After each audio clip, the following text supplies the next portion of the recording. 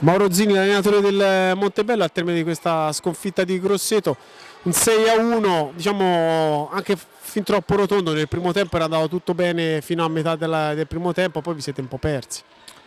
Sì, commettiamo degli errori grossolani, fin qui è sempre stato così, quindi andiamo un po' giù di testa e non riusciamo a tirar fuori il carattere che comunque in parte del campionato ci ha contraddistinto.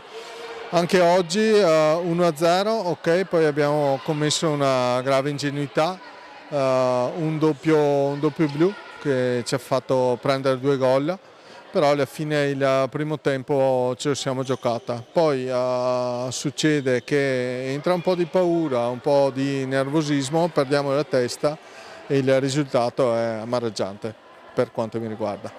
Diciamo, i gol se sono arrivati tutti concentrati, i gol che avete subito praticamente, avete subito due piccoli break di 3-0 nel primo tempo e 3-0 nel secondo tempo. Ecco, è mancata, diciamo così, la concentrazione in quelle fasi.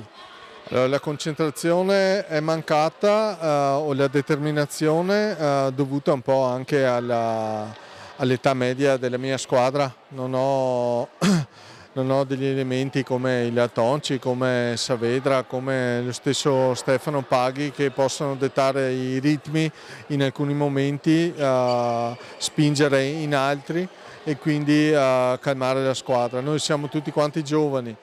Da una parte è molto bello, dall'altra parte siamo consapevoli che ci manca un po' di questa caratteristica.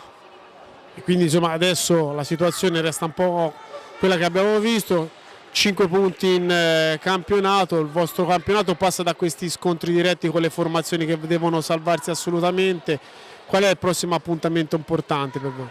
Allora, mancano 10 partite mi sembra, quindi posso dire che sono 10 partite importanti per noi. Non posso dire che partiamo in tutte quante queste 10 partite da sconfitti, anzi andiamo a vincere a partire dalla prossima partita, altrimenti potrei sedermi in un seggiolino che ho di fronte se non parto con questa determinazione. Quindi per rispondere alla tua domanda, tutte le prossime 10 partite sono importanti per fare 30 punti. Allora, grazie per questa sera e in bocca al lupo per il futuro. Crepi, grazie mille a voi.